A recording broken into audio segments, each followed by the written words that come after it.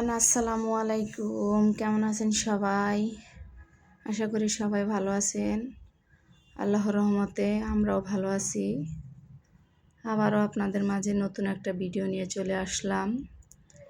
Skip না করে পুরো ভিডিওটি দেখবেন। আজকে সকাল সকালই ভিডিওটা শুরু করলাম। মেয়ের স্কুলে আনার জন্য যাচ্ছি। ও সকাল 6টা বাজে চলে যায়, আমি 9টা 20-এ গিয়ে নিয়ে আসি। তো হাঁটতে হাঁটতে একটু ভিডিও করে নিলাম, আপনাদের সাথেও শেয়ার করতেছি।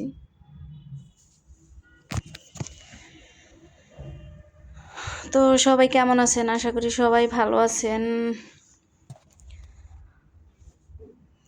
খুব অন্ধকার আজকে, কিন্তু অতটা রৌদ্র নেই। কি বলবো আর, ঢাকা শহরের যানজট বলতে বলতে কিন্তু আমি মেয়েকে স্কুল থেকে নিয়ে চলে আসছি। আমার বাসার ভিতরেই পার্ক আছে। ওই যে 2টা দুষ্টু বুড়ি, একটা আর একটা ভাবির মেয়ে, আর একটা হচ্ছে আমার। তো এটা হচ্ছে কালকে রাত্রের ভিডিও। বাজারে গেলাম, কিছু সবজি নিয়ে আসছি। অনেক দাম সবজির, জানি না কি করে যে আমরা খাবো, না খেয়ে তো আর উপায় নেই। তো এটা হচ্ছে আমার দুপুরের ভিডিও। আমার অনেক আপুরাই আমার ভিডিওগুলো খুব পছন্দ করে, খুব সুন্দর সুন্দর কমেন্ট করে। তাদেরকে অসংখ্য অসংখ্য ভালোবাসা ও অভিনন্দন।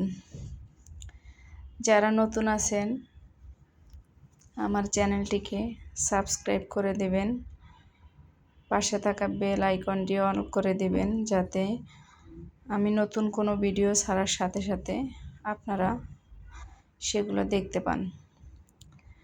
রান্না আমি করি সবসময়ই, ওইভাবে শেয়ার করি না। আমার সবচেয়ে বেশি পছন্দ এবং ভালো লাগে সেলাইয়ের কাজ করা। আমি অর্ডারে কাজ করি।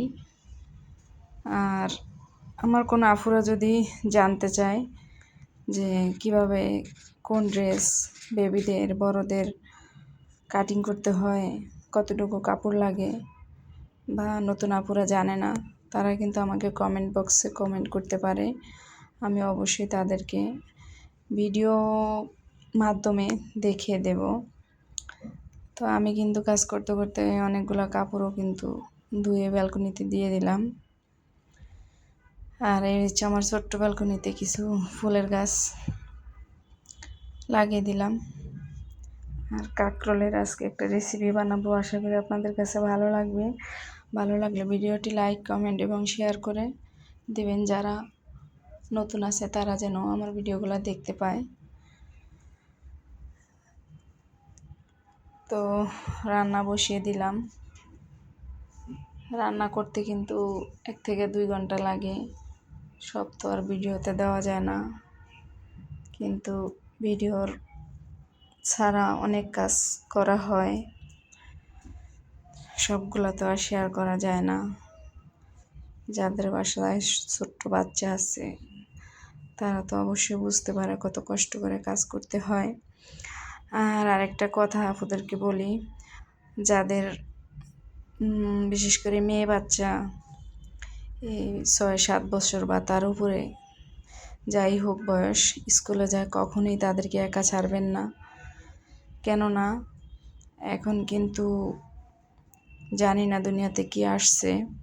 ছোট ছোট মেয়েদেরকে একা পেলে আড়ালে নিয়ে যদি কোনো বাচ্চা দেখা গেছে মা বাবার শখ করে কানে নাকে দুল পরায় বা গলায় চেন থাকে, এগুলো কিন্তু চুরি হয়ে যায়, নিয়ে যায়। আপনারা কিন্তু সবাই সাবধানে থাকবেন। আপনারা কখনোই মেয়েদেরকে ছোট একা ছাড়বেন না। স্কুলে কষ্ট হলেও নিজেরা নিয়ে যাবেন, আবার সাথে করে নিয়ে আসবেন।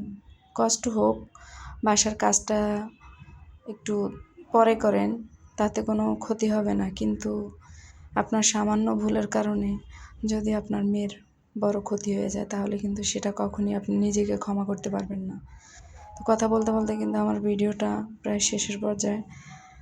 দেখেন আমি কিন্তু একটা সালোয়ার কাটিং করে নিতেছি। এটা কিন্তু জর্জেট কাপড়টা, এটার কামিজের কাটিং কারা কারা দেখতে চান অবশ্যই আমাকে কমেন্ট করে জানাবেন।